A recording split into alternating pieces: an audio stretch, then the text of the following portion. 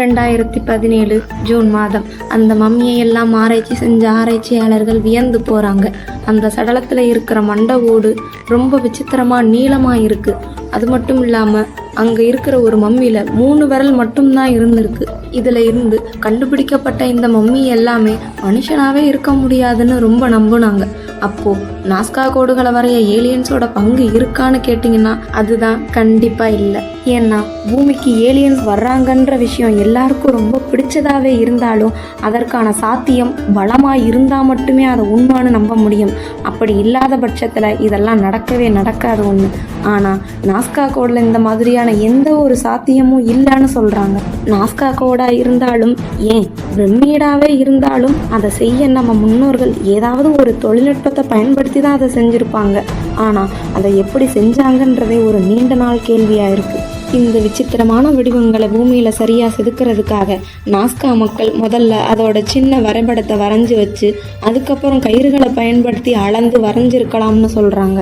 விமானத்தில் இருந்து பார்த்தா மட்டும்தானே நாஸ்கா கோடுகள் சரியாக தெரியும். தரையில் இருந்து பார்த்தா வெறும் மேடு பள்ளம் தானே தெரியும். அப்புறம் எப்படி அவங்க இந்த வடிவமைப்பை சரியாக வரைஞ்சிருக்காங்கன்னு ஒரு கேள்வி வந்தது. நாஸ்கா மக்கள் அங்கே இருக்கிற ஏதாவது ஒரு பெரிய மலையில் நின்று சரிபார்த்து வேலை செஞ்சுருக்கலாம்னு ஆராய்ச்சியாளர்கள் சொல்கிறாங்க. நாஸ்கா மக்கள் வாழற இந்த நிலப்பகுதி ரொம்ப வறண்ட நிலையில் இருக்குது. அங்கே சரியாகவே மழை வராது. அதிகபட்சமாகவே வருஷத்துக்கு 4 மில்லிமீட்டர் தான் மழை வருது. அது மட்டும் இல்லாமல் அங்கே மணல் புழுதி இதெல்லாம் அதிகமாக இருக்கிறனாலவே ஆயிரக்கணக்கான வருஷமாக இந்த வறண்ட பூமியும் அங்கே இருந்த கலாச்சாரமும் வெளி உலகத்துக்கு தெரியாமலேயே போயிடுச்சு. அந்த விண்வெளி வீரர் படத்தை பொறுத்தவரை அது ஒரு ராட்சத உருவம். அதோட தலை ஒரு ராட்சத தலை மாதிரி இருக்குது. அதே மாதிரி 3 விரல் இருக்கிற மம்மி இதெல்லாம் ஒரு கட்டுக்கதையாக கூட இருக்கலாம் அப்படின்னு கண்டுபிடிச்சிருக்காங்க. ஆனால் நாஸ்கா மம்மியோட அந்த நீண்ட மண்டை ஓடு உண்மைதான். பழங்காலத்தில் வயதுக்கு வந்த குழந்தைகளோட மண்டை ஓட்டோட அமைப்பை மாற்றி அமைக்கிற ஒரு வழக்கம் அந்த காலத்தில் இருந்திருக்கு.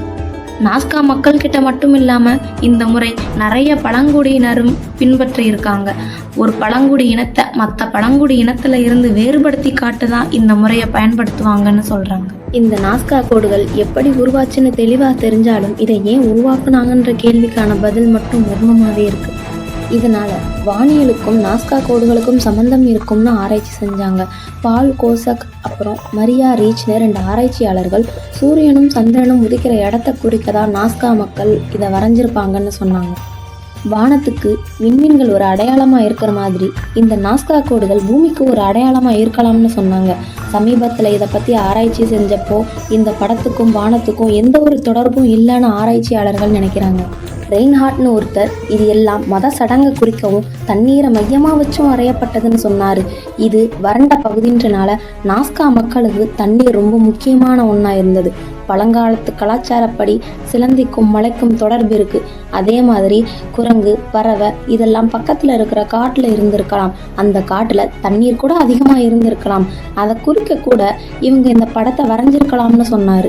ஆனாலும் நாஸ்கா மக்கள் ஏன் அந்த கோடுகளை உருவாக்குனாங்கன்னு கடைசி வரை யாராலையும் கண்டுபிடிக்கவே முடியலை. இன்னைக்கு வர நாஸ்கா கோடுகள் ஒரு மர்மமான விஷயமாவே இருக்கு. அடுத்து எதை பற்றி வீடியோ போடலாம்னு கமெண்ட் பண்ணுங்கள்.